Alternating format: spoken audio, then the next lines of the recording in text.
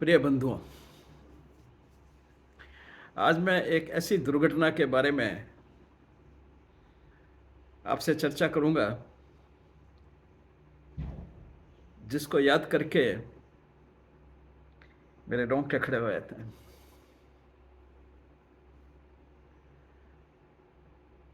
3 नवंबर 2002 दिवाली का दिन शाम को लोग दिवाली मनाने के लिए और शॉपिंग करने के लिए निकले थे। अंसल प्लाजा अंसल्स का एक पहला मॉल जो दिल्ली में एंड्रयूजगंज में स्थित था वो बना था और उस समय अपनी पॉपुलैरिटी की चरम सीमा पे था। भीड़ लगी थी। ग्राउंड में पार्किंग प्लेस है जहाँ 1000 गाड़ी तक पार्क की जा सकती थी। पुलिस को सूचना मिली अपने मुखबिरों से कि इस दिवाली के पर्व पर शाम को लश्कर तौबा के टेररिस्ट जो हैं वो कुछ विस्फोट वहां करेंगे।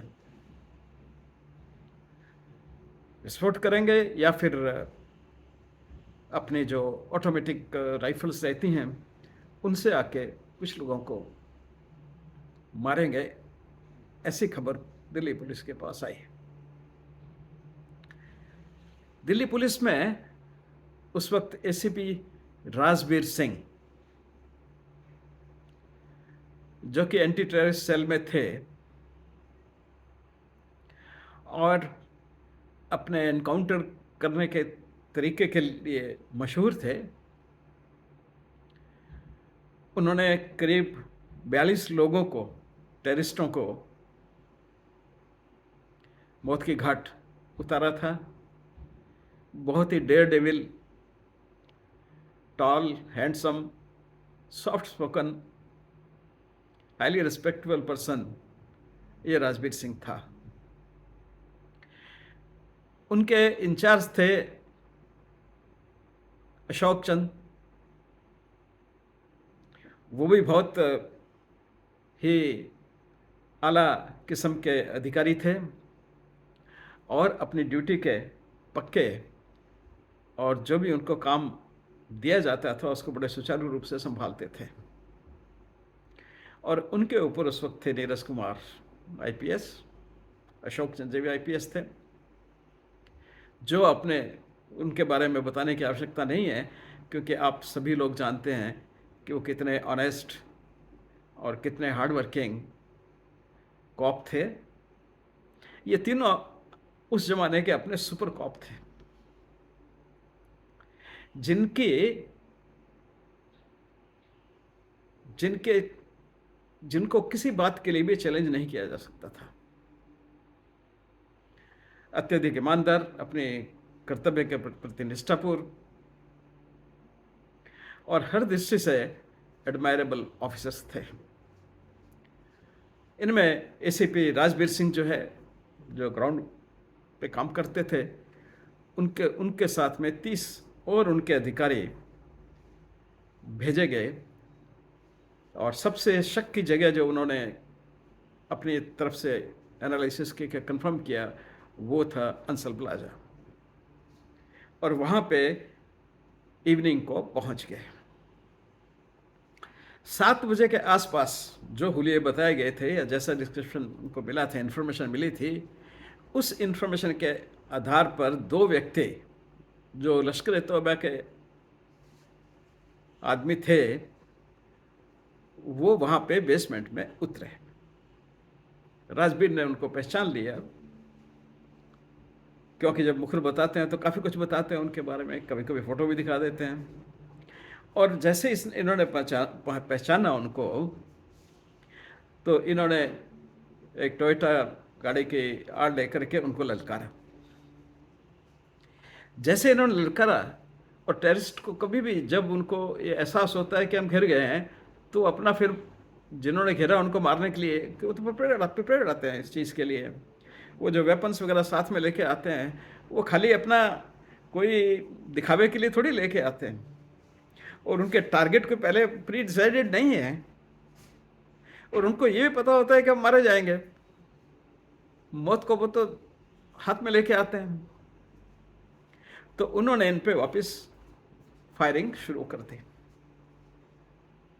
एक आदमी खंबे के पीछे छुप गया, दूसरा दूसरी तरफ भागा, और यह सिलसिला फायरिंग का शुरू हो गया।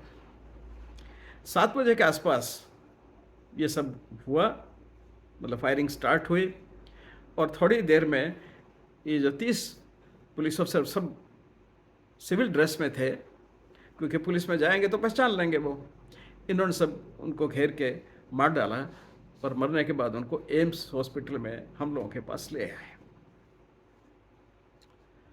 हम लोगों ने उनकी ऑटोप्सी की, जैसे रूटीन में था।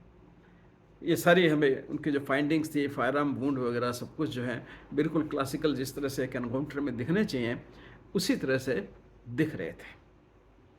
हमने सीन भी देखा वहाँ जाकर के सारा, और डायरेक्शन पोजीशन वगैरह कहाँ पे वो थे, कहाँ पुलिस थी, और हमें लगा कि हाँ ये पॉसिबल है गिवन सर्कमस्टांसेस में। अकॉर्डिंगली हमने पोस्टमार्टम रिपोर्ट जो है बना करके और दे दी। डॉक्टर संजीव लालवानी थे जिन्होंने एक्चुअल ऑटोप्सी किया। ओपिनियन देने के बाद दूसरे दिन, ये बड़ा अनफॉर्चुनेट है हिंदुस्तान में, बहुत अनफॉर्चुनेट है, बहुत से पॉलिटिकल लोग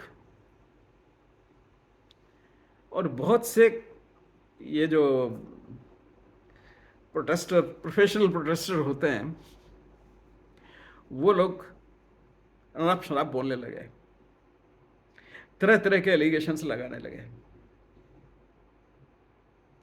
एक बार तो हमें भी घबराहट सी हो गई, क्योंकि जब इतने सारे एलिगेशन चारों तरफ से आते हैं तो आपका नाम भी कहीं ना कहीं से आ जाता है। अब हम तो कर रहे हैं अपना काम, अब उसमें इस तरह की कोई बात करता है, कोई शक उठाता है, कोई गलत बात करता है, तो नेचुरली आपको भी प्रभावित करती है। डरते तो नहीं, हम डरने का कोई किसी का कोई मतलब नहीं होता, लेकिन फिर भी आप सोचते, आपको अच्छा नहीं लगता कि हम अपना काम जब अच्छी तरह से कर रहे हैं, जो ओपिनियन है, पुलिस अपना काम कर रही है, तो ये इस तरह की आवाज़ क्यों? ये एक बड़ा रहस्य है कि ये कहाँ से लोग निकल आते हैं, कहाँ से आके और क्या बोलने लगते हैं, चाह अनचाह।